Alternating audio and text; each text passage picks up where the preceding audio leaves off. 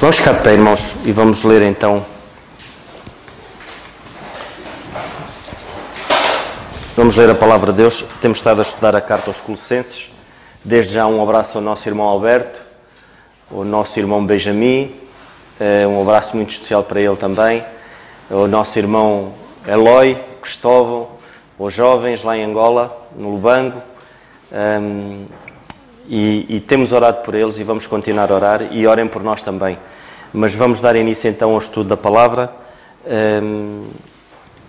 Temos estado na carta aos Colossenses, estamos na reta final do capítulo 2, do capítulo 1, perdão, e eu vou ler então desde o versículo 9 até o versículo 29.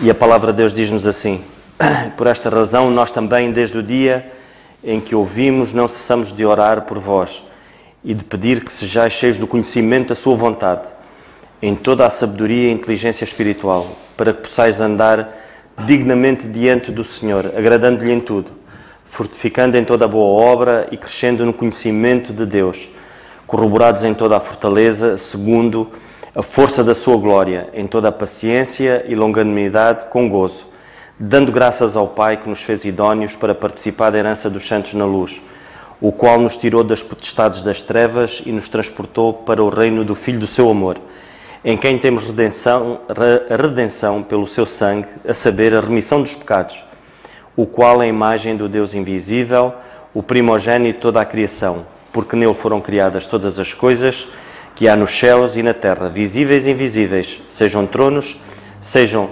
dominações, sejam principados, sejam potestades, tudo foi criado por ele e para ele. E ele é antes de todas as coisas, e todas as coisas subsistem por ele. E ele é a cabeça do corpo da igreja, é o princípio e o primogênito entre os mortos, para que em tudo tenha a preeminência, porque foi do agrado do Pai, que toda a plenitude nele habitasse, e que, havendo por ele feito a paz, pelo sangue da sua cruz, por meio dele reconciliasse consigo mesmo todas as coisas, tanto as que estão na terra como as que estão nos céus. A vós também, que noutro tempo eras estranhos e inimigos no entendimento, pelas vossas obras más, agora contudo vos reconciliou no corpo da sua carne pela morte, para perante ele vos apresentar santos, irrepreensíveis, inculpáveis, se na verdade permanecerdes fundados e firmes na fé, e não vos moverdes da esperança do Evangelho que tendes ouvido, o qual foi pregado a toda criatura que há debaixo do céu, o qual eu, Paulo, estou feito ministro. Regozijo-me agora no que padeço por vós, e na minha carne cumpro o resto das aflições de Cristo, pelo seu corpo, que é a Igreja, da qual eu estou feito ministro, segundo a dispensação de Deus, que me foi concedida para convosco, para cumprir a palavra de Deus, o mistério que esteve oculto desde todos os séculos e em todas as gerações, e que agora foi manifesto aos seus santos, aos quais Deus quis fazer conhecer quais são as riquezas da glória deste mistério entre os gentios, que é Cristo em vós, esperança da glória, a quem anunciamos, admoestando a todo o homem e ensinando a todo o homem em toda a sabedoria, para que apresentemos todo o homem perfeito em Jesus Cristo. E para isto também trabalho, combatendo segundo a sua eficácia, que obra em mim poderosamente. Podemos sentar. Vamos então passar ao nosso irmão Alberto e estarmos atentos àquilo que o Senhor nos quer dizer através do nosso irmão Alberto. Graças a Deus por mais esse estudo bíblico. Louvo ao Senhor pela importância deste momento de juntos estudarmos a palavra de Deus e adorar ao Senhor. Louvo, oro e agradeço o privilégio de participar convosco deste momento.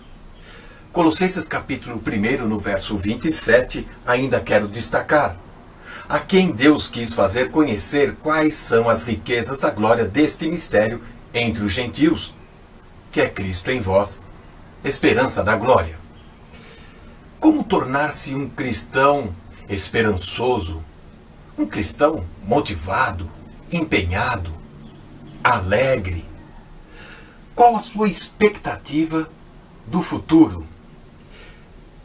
Esse mistério que estamos estudando e que já foi revelado através do apóstolo Paulo, ele traz o propósito de Deus e manifesta a glória do Senhor. O verso 25 fala sobre o instrumento pelo qual o mistério é declarado. O verso 26 é o anúncio pelo qual o mistério é desvendado. E o verso 27 agora é a descrição pela qual o mistério ele é definido. O mistério nos revela toda a excelência do propósito de Deus para as nossas vidas. A palavra de Deus não estaria completa se tão somente falasse sobre como ser salvo, sem antes também dizer como andar depois da salvação. Para compreender alguns versículos da Bíblia que achamos e ao primeiro momento ver que é difícil compreender, precisamos fazer uma pergunta. Se esta passagem, este versículo, se refere apenas à nossa condição de momento, ou se já está falando sobre a nossa posição no futuro. Mas por que saber da nossa posição no futuro se é o aqui e agora que nos interessa? O cristão motivado para uma vida espiritual ativa, empolgante, ele precisa ter esperança. Mas como ter esperança? Como ter essa expectativa, esta motivação de viver uma vida santa, uma vida separada de um mundo de ilusão? Para entendermos esta passagem, vamos extrair um exemplo do mundo empresarial secular. Foram apresentado um estudo dos recursos humanos para saber por que um funcionário, muitas vezes, numa empresa, ele está desmotivado, ele está frustrado e até em déficit, com má compreensão da sua tarefa e desempenhando mal o seu papel dentro daquela organização. Foi feito um estudo e foi descoberto que aumentar o salário daquele funcionário não vai resolver o problema da sua motivação, não vai corrigir os seus erros e não vai estimular aquela pessoa a continuar. Sim, um aumento de salário pode reduzir a insatisfação e pode até trazer uma certa empolgação nos primeiros meses. O que eles descobriram foi que os resultados de novos desafios, um plano de carreira e principalmente a perspectiva de algo futuro dentro da empresa, isso sim trazia motivação. E aqui está a palavra por trás de todo esse estudo: esperança. Podemos aplicar esta ilustração do mundo empresarial para dentro da igreja. Muitas vezes estamos desanimados, muitas vezes estamos com dificuldade em praticar determinadas orientações, em obedecer. Mas não é um milagre na sua vida que vai resolver o seu problema. Nós precisamos ter uma esperança, nós temos que ter uma expectativa de vida lá na frente, para saber aonde estamos caminhando e assim corrigir a nossa conduta neste momento.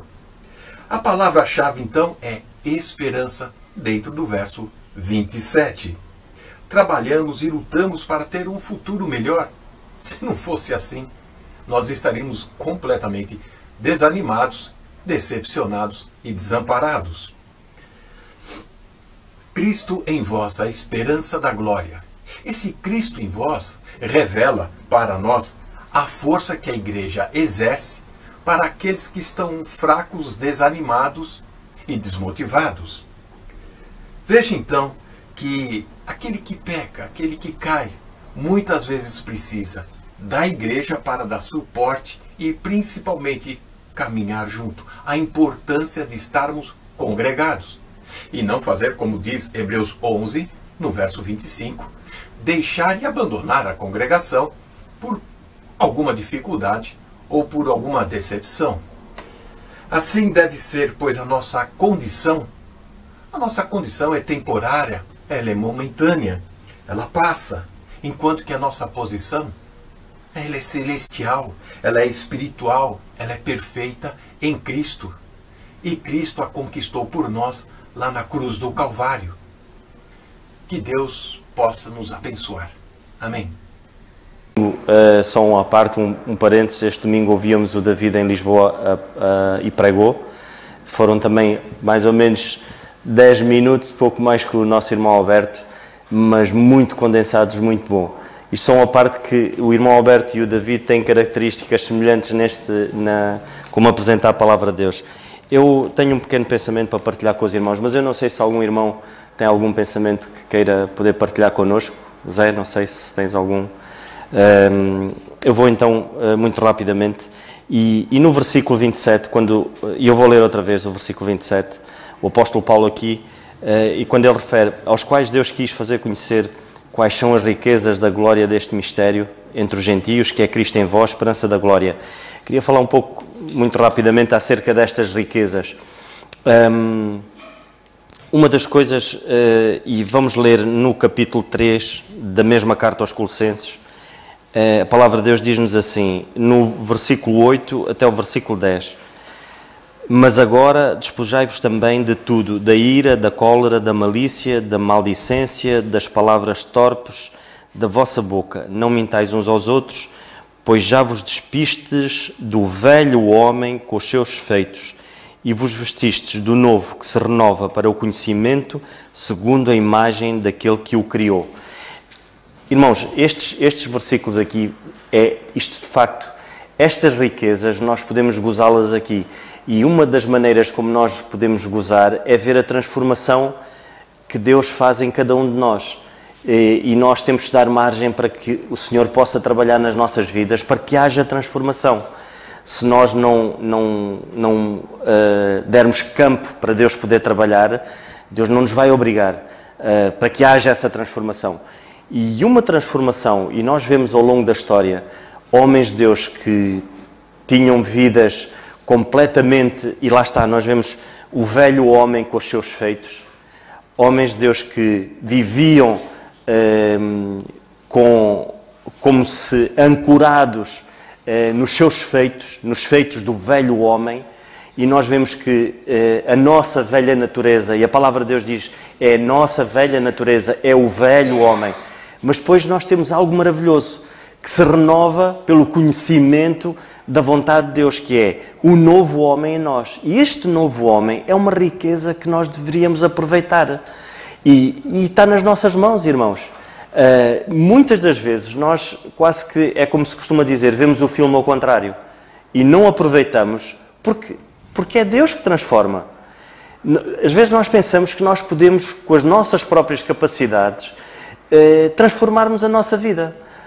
Maus hábitos, como nós vimos aqui, o que é que o velho homem, nos seus feitos, ele tem, e nós vimos aqui algumas características muito más, são obras da carne, e nós pensamos que às vezes conseguimos, com as nossas próprias forças, mudar isso em nós. Não conseguimos, irmãos. Nós temos é que dar o primeiro passo, e o primeiro passo é deixar o campo aberto para que o Senhor possa trabalhar. E nós aí vamos ver de facto a riqueza maravilhosa que é o novo homem que somos em Cristo. Porquê? Porque queremos que o Senhor Jesus Cristo é o nosso único Salvador. E a partir daí dá-se uma renovação. Quando eu digo, infelizmente, muitas vezes como crentes vemos o filme ao contrário, nós pensamos, queremos ser transformados à nossa maneira. Isto é quase como se conta aquela história do indivíduo que se chamava João Totó, e todos gozavam com ele porque ele se chamava João Totó. E diziam-lhe, tu quando é que mudas o nome? E entretanto ele um dia mudou o nome. Passado, ele teve uma luta enorme para conseguir mudar o nome e ele mudou. E eles perguntaram, então conseguiste? Consegui, agora chamo-me António Totó. Ou seja, ele continuava a ser Totó. E nós muitas das vezes, infelizmente, continuamos na nossa vida com os feitos do velho homem a sobressaírem em nós e não aproveitamos esta riqueza maravilhosa que é a renovação que pode haver nas nossas vidas se nós deixarmos Deus manobrar a nossa vida, se nós dermos margem para Deus manobrar. E uma das coisas é nós termos intimidade com Deus. Essa intimidade que nós temos com Deus faz toda a diferença, irmãos. Eu não posso, isto é uma escolha pessoal, é única, vossa, eu não posso fazer essa escolha pelos meus filhos, eles não podem fazer essa escolha por mim, é algo pessoal. E é esta intimidade pessoal que o Senhor quer ter com cada um de nós. Aproveitemos esta riqueza maravilhosa que está nas nossas mãos. Podemos experimentá-la agora. Está nas nossas mãos, irmãos. Vamos continuar-nos a chamar João Totó ou vamos mudar um nome verdadeiramente e usufruirmos desta bênção maravilhosa que é termos o Senhor na nossa vida e deixá-lo transformar a nossa vida. Que o Senhor nos ajude, irmãos. Eu vou passar a palavra ao nosso irmão Carlos ou um irmão, não sei. Acho que vai ser mesmo para o Carlos.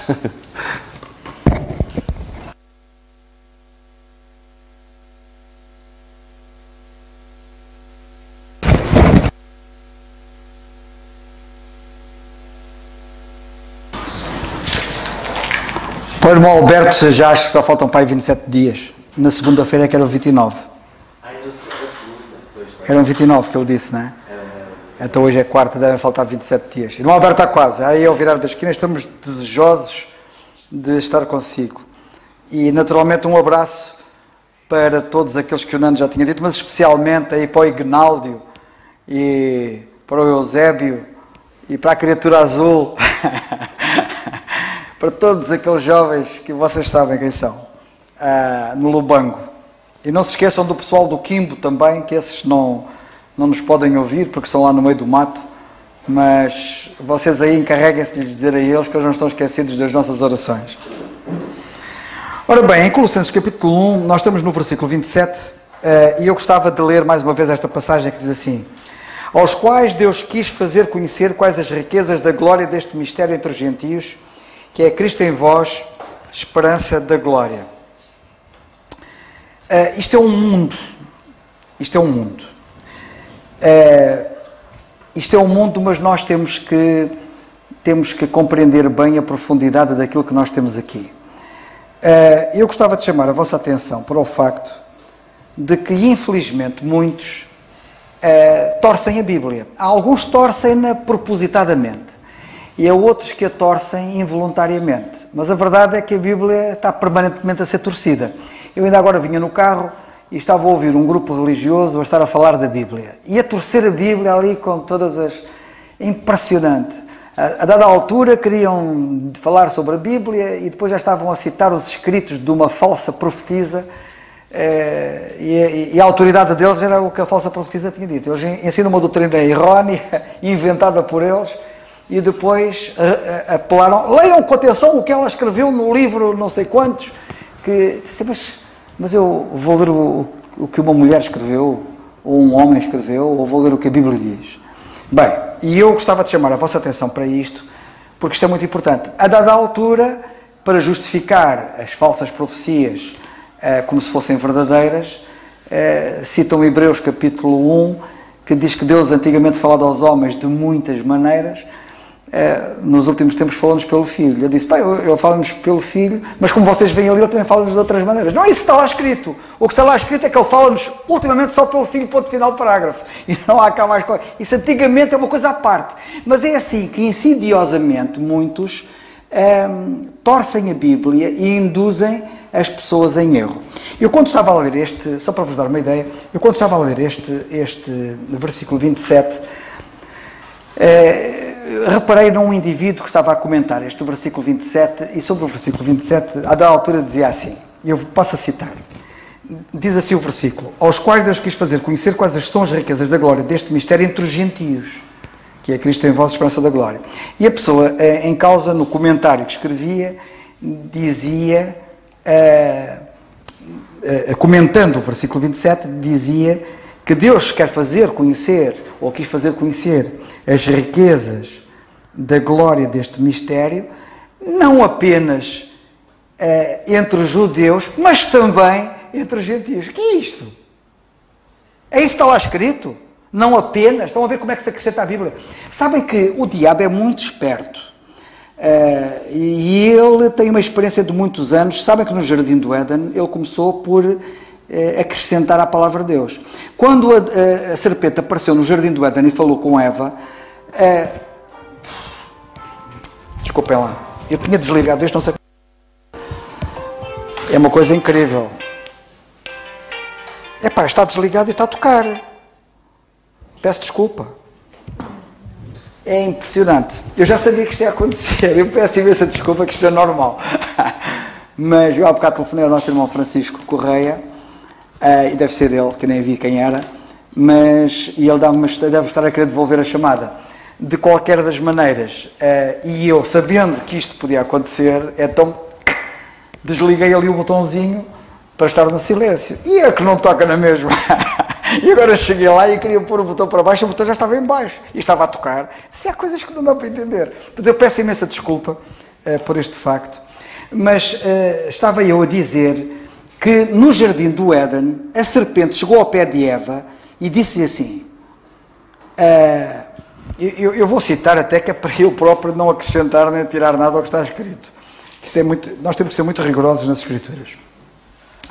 E o que foi dito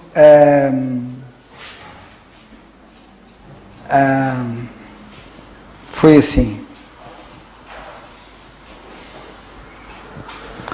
Ora, a serpente, no capítulo 3, em versículo 1, lemos assim: ora, a serpente era a mais astuta de todas as alimárias do campo que o Senhor Deus tinha feito. E esta disse à mulher: é assim que Deus disse, não comereis de toda a árvore do jardim? E disse a mulher à serpente: do fruto das árvores do jardim comeremos, mas do fruto da árvore que está no meio do jardim, disse Deus. Notem que ela está a citar Deus. E somente uma coisa, nós temos que ter muito cuidado, porque nós precisamos de conhecer bem a palavra de Deus. E quando nós não conhecemos bem a palavra de Deus, nós dizemos que Deus disse coisas que Deus não disse. E notem que a Eva tem aqui um problema sério. Ela não conhecia bem a palavra de Deus. Porque olha o que é que ela disse. Ela está a citar Deus e diz assim: e disse a mulher à serpente: do fruto das árvores do jardim comeremos, mas do fruto da árvore que está no meio do jardim, disse Deus, não comereis dele, nem nele tocareis, para que não morrais. Ora, Deus não disse nem nele tocareis. Deus nunca proibiu de eles tocarem na árvore. Deus só disse: não comam. Deus nunca disse assim: não podem tocar. Ela é que inventou isto. Portanto, ela está a dizer que Deus que disse que não tocareis naquela árvore, naquele fruto, quando Deus não disse isso. Deus só disse para não comer.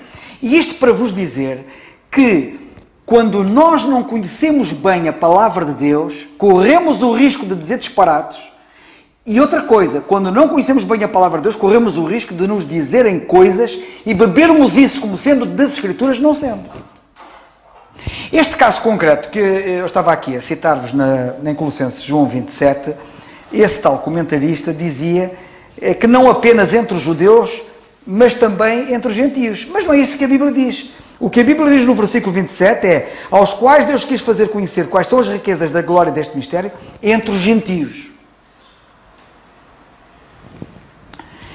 E eu queria chamar a vossa atenção para o facto de que o apóstolo Paulo é chamado o apóstolo dos gentios. E queria que vocês reparassem que neste momento Deus está a tratar com os gentios. Neste momento Deus não está a tratar com a nação de Israel. Este é um outro aspecto importante.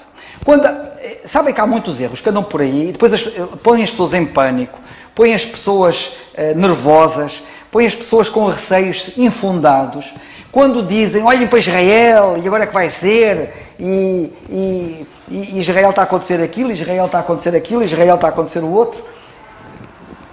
Deus neste momento não está a tratar com a nação de Israel. A nação de Israel está ali em incredulidade. Há muito que Deus não trata com a nação de Israel. Deus só vai voltar a tratar com a nação de Israel depois de deixar de tratar com a igreja. E eu quero chamar a vossa atenção para isto, para vos dizer que neste momento Deus está a tratar com as nações. E a nação de Israel é uma entre as várias nações. A nação de Israel hoje é uma nação como outra. Não tem diferença. Aliás, e se houvesse alguma diferença que tivéssemos que colocar a nação de Israel em relação às outras, é dizer que enquanto o plano de Deus para eles é serem a cabeça das nações, eles neste momento são a cauda das nações. É a única diferença. É que são a cauda das nações, não são a cabeça. E Deus pretende que eles venham a ser a cabeça das nações. Mas a nação de Israel, o que eu queria chamar a vossa atenção, é que é uma nação como as outras nações. E este aspecto é um aspecto importante, porque quando o apóstolo Paulo diz que é o apóstolo dos gentios, inclui todos. Os judeus não estão de fora. como os portugueses, e os franceses, e os americanos, e os neozelandeses, todos fazem parte dos gentios. A nação de Israel, neste momento, é como uma nação gentia. Neste momento, nós sabemos que Deus fez promessas à nação de Israel, que são promessas que se vão cumprir, são promessas incondicionais, e sabemos que Deus tem promessas desde há muito tempo para a nação de Israel que se irão cumprir, mas não agora. Neste momento, a nação de Israel está posta de parte. Aliás, a nação de Israel, neste momento, nem reconhece o seu Messias. Continua a não reconhecer o seu Messias. E a Bíblia diz que só quando eles chorarem amargamente o pecado que cometeram, que foi crucificar o seu Messias, isso está no livro do profeta Zacarias, é que então o seu Messias virá e vai-se voltar outra vez para a nação de Israel. Porque até lá, a nação de Israel é uma nação como as outras. E eu queria chamar a vossa atenção para isto, porque isto é muito importante. O apóstolo Paulo, na carta aos Romanos, no capítulo 3, versículo 22, diz assim: porque não há diferença. Ele, quando fala, ele fala dos judeus, ele fala dos outros, dos gentios, e ele diz assim: não há diferença, capítulo 3, versículo 22. E quando ele chega ao capítulo 10 de Romanos, no versículo 12, ele diz assim: porquanto não há diferença entre judeu e gentio, ou grego. Não há diferença. Se alguém pensa que neste momento presente há diferença entre grego, ou gentio e judeu, não há diferença. São iguais. Aos olhos de Deus, são exatamente iguais. Porque o mesmo é o Senhor de todos, rico para com todos os que o invocam. O judeu quer ser salvo, é salvo como o gentio. O gentio quer ser salvo, é salvo como Deus estabeleceu nesta dispensação. E o judeu tem que ser salvo nos mesmos termos. No livro dos Atos dos Apóstolos, no capítulo 15 e no versículo 11, nós temos ali uma passagem que eu quero que vocês leiam. Naquele concílio, quando se deu a viragem do plano de Deus, do programa de Deus, por causa da incredulidade da nação de Israel, e Deus levantou o apóstolo Paulo, nós lemos no capítulo 15 e no versículo 11 o seguinte. Estou a ver mal. Atos 15, versículo 11.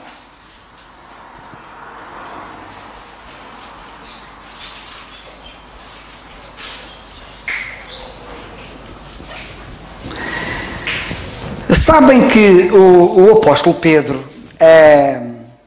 foi chamado a atenção pela viragem. Sabem que o apóstolo Pedro só foi a Cornélio, em Atos dos Apóstolos, no capítulo 10, já depois da conversão do apóstolo Paulo. E esta experiência que Deus obrigou Pedro a passar foi muito importante para que o apostolado de Paulo fosse aceito. O apóstolo Pedro foi à casa de Cornélio, que era um gentio, para justificar o plano de Deus para os gentios, para justificar e aceitar o apostolado de Paulo, que se tinha convertido no capítulo 9. Porque o apóstolo Pedro, por ele próprio, não queria aos gentios. Ele foi obrigado. E quando ele foi chamado a atenção por todos naquele concílio em Jerusalém, ele disse, mas quem era eu? O que é que eu podia fazer? Eu fui obrigado. E foi obrigado, como vocês sabem.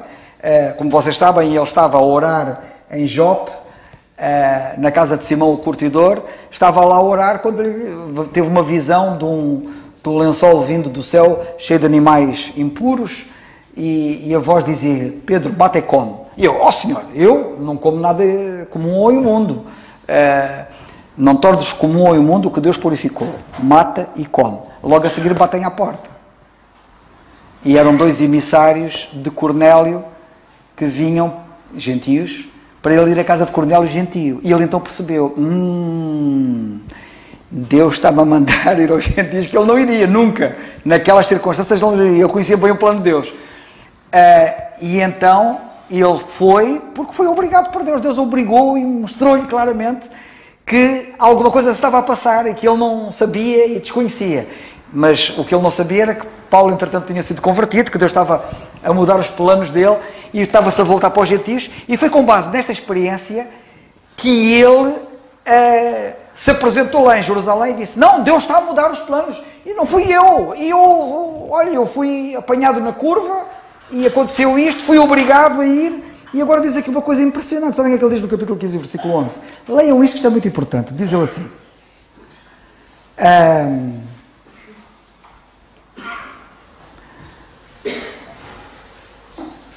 O versículo 9 diz assim, diz que Deus não fez diferença alguma entre eles e nós, purificando os seus corações pela fé. Reparem que agora não há diferença. Hein? E agora reparem no versículo 10 que ele diz assim: agora, pois, porque tentais a Deus, pondo sobre a serviço dos discípulos um jugo que nem os nossos pais, nem nós podemos suportar. Tomem atenção a esta frase, espero que a compreendam. Ele diz assim: mas queremos... Era interessante chegar ao pé de Pedro e dizer assim: dá-me lá a tua declaração de fé, agora, porque não era isto que ele queria antes. E ele agora tem uma declaração de fé diferente. Vamos ver o que é que ele crê agora. A partir de agora, qual é a sua declaração de fé? Ele diz assim: queremos que se... Queremos quem? Judeus. Atenção que ele está a falar para judeus. Hein? Nós, judeus, queremos que seremos salvos pela graça do Senhor Jesus Cristo, como eles. Sabem que isto aqui faz uma grande diferença? Pedro está a dizer assim: nós judeus somos salvos como eles são salvos. Porque até ali era ao contrário. Até ali eles, gentios, eram salvos como os judeus. Mas agora Pedro diz que há aqui uma inversão. Ele diz assim: nós agora somos salvos, nós judeus somos salvos como eles são salvos, pela graça. E isto é muito importante, porque se tratava do Evangelho da Graça, que estava a ser pregado agora, que Deus tinha manifestado uma grande manifestação de graça, através do apóstolo Paulo, a quem deu a dispensação da graça, e é muito importante nós termos isto em atenção. E, portanto, não há diferença entre judeus e gentios. Outra coisa que eu queria chamar a vossa atenção é para o seguinte: quando o Senhor apareceu a Saulo de Tarso e o salvou, e lhe deu a comissão que lhe deu, disse-lhe assim em Atos 22:15: hás de ser sua testemunha para com todos os homens. Tomem bem atenção: tu hás de ser sua testemunha para com todos os homens. Ele não era só testemunha para portugueses, franceses, ingleses e americanos. Ele ia ser testemunha para os judeus também. Ele foi testemunha para os judeus, para os romanos, para os coríntios, para os efésios, para todos, sem distinção. E isto é muito importante: há de ser sua testemunha para com todos. Quando a Bíblia diz que ele é apóstolo dos gentios, ele é apóstolo de todos. A nação de Israel agora está como ele, está como os gentios. Não há diferença. Na primeira carta a Timóteo, no capítulo 3 e no versículo 16, é curioso que lemos assim: aquele que se manifestou em carne, o Senhor Jesus Cristo, foi justificado em espírito, visto dos anjos, pregado aos gentios. Notem agora a seguir este pequeno pormenor: querido no mundo. Pregado aos gentios, querido no mundo. Não há diferença. Agora não há judeus e gentios, é o mundo. E o mundo é chamado agora gentios. Ele é pregado aos gentios, a gentes, a todos. E hoje prega-se a um judeu que queira ser salvo, tem que ser salvo como eu sou salvo. Um judeu hoje, para ser salvo, não tem que ser circuncidado. Um judeu, para ser salvo, não tem que oferecer nenhum sacrifício de nenhum animal. Um judeu, para ser salvo, não tem que guardar a lei. Um judeu, para ser salvo, tem que crer no Senhor Jesus Cristo como seu Salvador, como eu criei. Eles hoje são salvos como nós somos salvos. E isto é muito importante. O estatuto de Israel hoje não é diferente do estatuto das outras nações. O estatuto é semelhante ao das outras nações. E eu, portanto, queria chamar a vossa atenção no versículo 27 para este pormenor. Sabem porquê? Porque é nestes detalhes... acho que há um ditado popular que diz que é nos pequenos detalhes que o diabo se esconde, não é? Ou é nos detalhes que o diabo se esconde. Acho que há um ditado qualquer que diz isso. E é verdade. Às vezes é nos pequenos detalhes que às vezes acontece ali a marosca. E acontece ali o engano. E acontece ali a mentira. E acontece ali aquilo que não está correto. Portanto, quando aqui diz que Deus quis fazer conhecer quais são as riquezas da glória deste mistério, ele diz entre os gentios, não é também entre os gentios, como também eram os judeus, porque os judeus aqui neste âmbito da questão do mistério não têm nada a ver com o assunto. Isto é um propósito de Deus para um mundo inteiro, de judeus e gentios, todos juntos, sem distinção. É um propósito para todos e não para os judeus em particular e para os gentios em geral, ou coisa que o venha. Outra coisa muito importante que eu quero também chamar a vossa atenção no versículo 27 é que ele diz: aos quais Deus quis fazer conhecer, e nós já falamos só alguma coisa sobre isto anteriormente, quais são as riquezas. Ele, portanto, diz, ele quer que a gente conheça o mistério. Já falamos sobre isso. Infelizmente, alguns ignoram. E ele depois fala na glória deste mistério. Sabem que este mistério é a coisa mais gloriosa que existe na Bíblia. A Bíblia chama-lhe a glória deste mistério. E diz outra coisa, as riquezas da glória deste mistério. As riquezas. É impressionante. E eu quero chamar a vossa atenção para o facto de que há pessoas que acham que o crente hoje, fruto da pregação do Evangelho da Graça de Deus, que reconquista o paraíso perdido que Adão perdeu no Jardim do Éden. Não é verdade. Nós hoje não fomos reconquistar o paraíso perdido. Nós temos muito mais. Nós em Cristo, através da pregação do Evangelho da Graça de Deus, ganhamos muito mais, mas absolutamente muito mais do que Adão perdeu no Jardim do Éden. É curioso nós lermos que a Bíblia fala das riquezas da glória. E esta glória não é apenas o facto da coisa ser gloriosa, mas ser uma coisa celestial. O Senhor que o apóstolo Paulo conhece e do qual ele fala e o qual ele prega, como nós temos, e ele escreve acerca dele na primeira carta aos Coríntios no capítulo 1, nos primeiros capítulos da primeira carta aos Coríntios, e acho que está logo no capítulo 2, se não estou em erro, agora não me lembro de cor, mas está no 1 ou no 2, ele fala do Senhor da Glória. Podemos ir lá ver, rapidamente, alguém talvez me possa ajudar. Ele fala do Senhor da Glória, Ele é o Senhor da Glória, e tudo quanto Ele tem para dizer sobre a verdade do mistério é algo glorioso, porque vem da glória. Não é, que eu quero chamar a vossa atenção para o seguinte, não é algo terreno, não tem nada a ver com o paraíso lá no Jardim do Éden, é algo glorioso da glória, não é terreno, não é físico, não é material, não tem nada a ver com este mundo. E o apóstolo quer que nós conheçamos as riquezas da glória deste mistério. É impressionante. Para quem não sabe, o crente, sabem que para vocês poderem ter uma ideia, quando Deus criou o homem, nós lemos na carta aos Hebreus que Deus criou o homem um pouco menor do que os anjos. O homem criado por Deus no Jardim do Éden, Adão, era um pouco menor do que os anjos. Nós estamos muito acima dos anjos. O homem criado em Adão estava feito um pouco menor do que os anjos. Sabem que os anjos têm muito mais coisas do que os homens não têm. Mas o homem salvo pela graça de Deus em Cristo está numa posição superior aos anjos. Houve alguém que disse que os anjos estão aos pés do Senhor. Mas nós somos o corpo do Senhor. Nós somos a sua noiva. Não há maior intimidade, não há maior proximidade. Ele fez-nos parte de si próprio. Nós somos osso dos seus ossos. Nós somos carne da sua carne. Nós somos o corpo do qual o corpo ele é a cabeça. E não há nada mais chegado, não há nada mais próximo. Tudo o que nós temos em Cristo. Nós não ganhamos as coisas em Adão. Deus não nos deu o que Adão tinha. Deus deu-nos o que Cristo tem.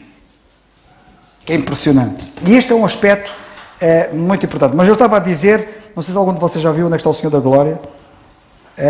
Alguém descobriu? De repente? Que não teriam crucificado o Senhor da Glória. Se o tivessem conhecido, não teriam crucificado o Senhor da Glória. Ninguém descobriu.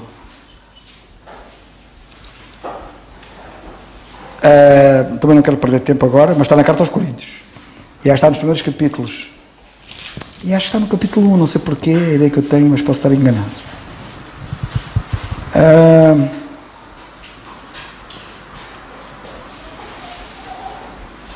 Coríntios 2:8. Obrigado. Eu sabia que era 1, 2, andava para ali. Obrigadíssimo. A qual nenhum dos príncipes, reparem, ele diz assim, notem bem, isto é muito profundo, a carta aos Coríntios é uma das cartas que nós temos que estudar, que é muito profundo, e diz ele assim, versículo 7, falamos a sabedoria de Deus oculta em mistério. O que nós falamos é da sabedoria de Deus oculta em mistérios. Está tudo ligado. A qual Deus ordenou antes dos séculos para a nossa glória. Por isso é que ele fala na glória deste mistério. A qual nenhum dos príncipes deste mundo conheceu. Estava oculto em mistério. A qual Deus ordenou antes dos séculos para a nossa glória, a qual nenhum dos príncipes deste mundo conheceu, porque se a conhecessem, nunca crucificariam ao Senhor da glória. Ele é o Senhor da glória. E depois diz o versículo 9, mas como está escrito, as coisas que o olho não viu. Reparem bem, Adão nunca viu isto. Nunca nenhum olho humano viu isto. Viu isto o quê? Já vamos ver. Nem o ouvido ouviu. Nunca nenhum ouvido ouviu isto.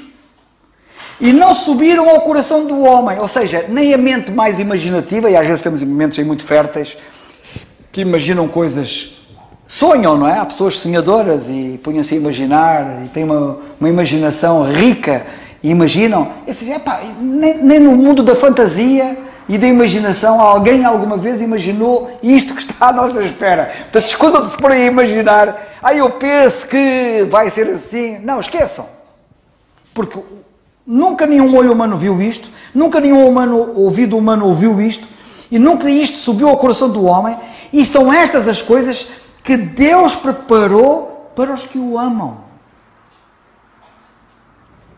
Deus preparou para os que o amam. Isto é muito profundo. E eu gostava de chamar a vossa atenção, porque se vocês lerem o livro do Apocalipse e lerem da ação satânica no livro do Apocalipse, vocês vão ler uma expressão que é as profundezas de Satanás. Mas em relação a nós, lemos aqui das profundezas de Deus. O versículo 10 diz, mas Deus não as revelou pelo seu Espírito, porque o Espírito penetra todas as coisas, ainda às profundezas de Deus. A Bíblia fala nas profundezas de Satanás e fala nas profundezas de Deus. Eu nem quero imaginar o que é as profundezas de Deus, das quais Ele nos deu as suas riquezas. Coisas que nós nem sonhamos. Escusam de sonhar porque vocês não sabem, não fazem ideia, nem eu. O que eu quero chamar a vossa atenção também nesta relação é isto.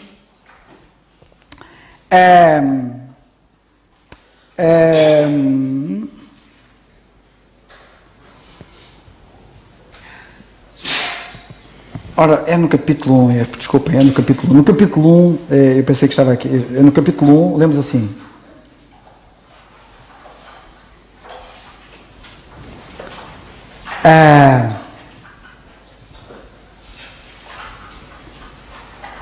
O versículo 29, ele diz, falar aqui de várias escolhas que Deus escolheu, depois diz assim, para que nenhuma carne se glorie perante Ele, mas vós sois dele. Reparem bem, vós sois dele, de Deus, em Jesus Cristo. Não temos outra maneira de sermos dele. Só em Jesus Cristo é que nós somos dele. Porquê? Porque ele foi feito para nós por Deus. Olha o que é que ele foi feito para nós por Deus. Foi feito sabedoria para nós, justiça e santificação e redenção, para que, como está escrito, aquele que se glorie-se no Senhor. Nós não temos nada que nos gloriar. Ele foi feito, Cristo. Eu só quero destacar aqui duas coisas destas imensas riquezas da glória que ele ganhou por nós. Cristo foi feito para mim e para vocês, foi feito justiça, foi feito para nós santificação. E só com base na santificação que ganhamos nele e na justiça que ganhamos nele é que nós podemos entrar no céu. Porque ele vai olhar para mim e vai me ver justo. Ele vai olhar para mim e vai me ver santo. Mas a justiça e a santidade que eu ganhei foi nele. E estas riquezas é incrível. quando há pessoas que pensam que as suas boas obras as safarão um dia diante de Deus, elas estão completamente cegas. Sabem porquê? Porque a melhor obra que eu fizer para Deus, e que alguns até dizem, epá, este indivíduo fez uma coisa fantástica, é pecado. Tudo o que é feito por nós é pecado. Nenhuma boa obra que a gente faça chega aos calcanhares da obra que Cristo realizou. Ele sim fez uma obra que nos justifica, que nos santifica. As nossas obras não. Até sem nos apercebermos, existe um quê de vaidade, de gloriar no bem que fazemos. Está escrito aqui que aquele que se gloria, glorie-se no Senhor, para que ninguém pode dizer que se gloria, não é? Para como está escrito, aquele que se gloria, glorie-se no Senhor, para que nenhuma carne se glorie perante Ele. Vocês imaginem que se alguma coisa de mérito da minha parte existisse, eu tinha qualquer coisa para me gloriar. Mas nenhum de nós tem nada para se gloriar. Como é que eu hei de explicar? É-me difícil explicar isto. A melhor coisa que a gente possa fazer, que nós entendamos assim, esta não, esta é mesmo boa. Assim, há aí uns que são pecados, pronto, ok, eu admito, não sou perfeito, cometo pecados, mas há coisas que eu sou mesmo bom. Eu sou bom a fazer isto. Eu fiz aqui uma coisa que é mesmo boa. Visto pelos olhos de Deus, aquilo que eu considero que é bom está cheio de pecado. É impressionante. E eu vou-vos dar um exemplo que é para vocês perceberem melhor. Aos olhos humanos, costuma-se dizer que não há nada mais branco do que a neve. Não é? A neve é tida como o símbolo da maior brancura que existe. Não é verdade. Não é verdade. Se vocês analisarem a neve ao microscópio, a neve está cheia de pontos escuros. É impressionante. E nós fazemos coisas às vezes que ao olhar humano, ao nosso e dos outros humanos, assim, não, esta aqui é mesmo excelente. Ponham isso a olhar aos olhos de Deus, ele olhar para aquilo e vê cheio de impureza. Lá não entra impureza nenhuma no céu. E desculpem eu estar a enfatizar isto, mas eu tinha que enfatizar isto porque parece-me que é importante. Porque quando a Bíblia diz que Deus quis fazer conhecer quais são as riquezas da glória deste mistério entre os gentios, que é Cristo em vós.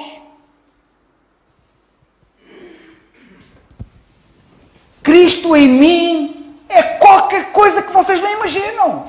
É de uma riqueza que é... Olha, não dá para entender.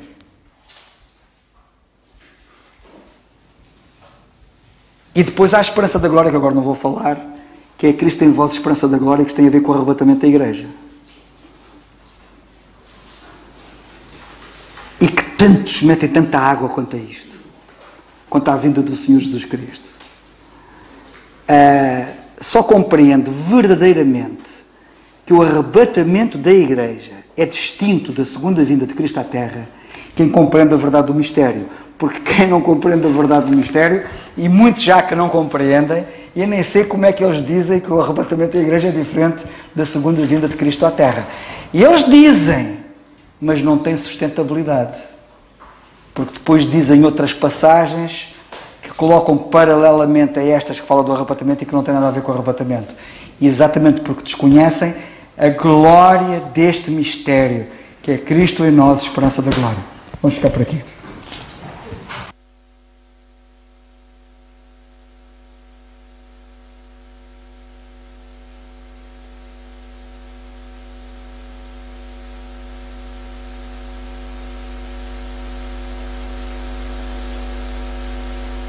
Vamos terminar, irmãos. Vamos ficar de pé. Eu queria pedir ao irmão Silva para terminar com a oração, faz favor.